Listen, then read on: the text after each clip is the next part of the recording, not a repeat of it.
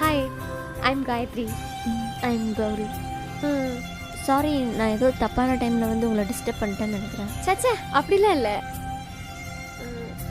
Ice cream சாப்பிட்றீங்களா? இல்லை, பரவாயில்ல, இருக்கட்டும். மதன், டைம் வேற ஆகுது, நம்ம கிளம்பலாமா? சரிங்க, நாங்கள் கிளம்புறோம்.